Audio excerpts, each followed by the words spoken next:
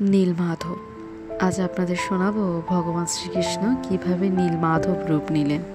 নমস্কার, বিদ্যায়নী থেকে বলছি।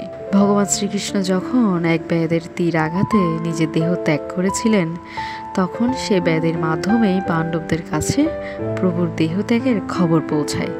তখন সমুদ্র তটে পাণ্ডবরা এবং সেই ব্যাধ ভগবান শ্রীকৃষ্ণের সৎকর্ম করছিল, কিন্তু ভগবান শ্রীকৃষ্ণের নাভি অংশ কিছুতেই জ্বলছিল না। এমতো অবস্থায় হঠাৎ দৈববাণী হয়, হে অর্জুন, আমার নাভি অংশ কখনোই জ্বলবে না। এই নাভি অংশই হলো ব্রহ্মপিণ্ড, তুমি তা জলে ভাসিয়ে দাও। এবং সেই সাথে আরো বললেন, হে ব্যাধ, এই ব্রহ্মপিণ্ড সমুদ্রের যেখানে যেখানে যাবে, তুমিও সেখানে সেখানে যাও। দৈববাণী কত অর্জুন ব্রহ্মপিণ্ড সমুদ্রে নিক্ষেপ করে এবং সেই ব্যাধ ব্রহ্মপিণ্ডের সঙ্গে যাত্রা করে। এভাবে বেশ কিছুদিন পার হয়।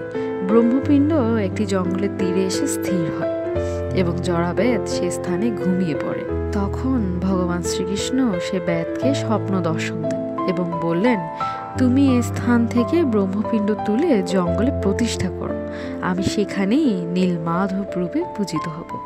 তোমার বংশ পরম্পরায় এই পুজো চলবে। বেদের ঘুম ভেঙে গেল। সে সঙ্গে সঙ্গে সেই ব্রহ্মপিণ্ডটি নিয়ে জঙ্গলের একটি গুহায় প্রতিষ্ঠা করেন। এইভাবেই ভগবান শ্রীকৃষ্ণ নীলমাধব রূপে প্রতিষ্ঠিত হন। হরে কৃষ্ণ।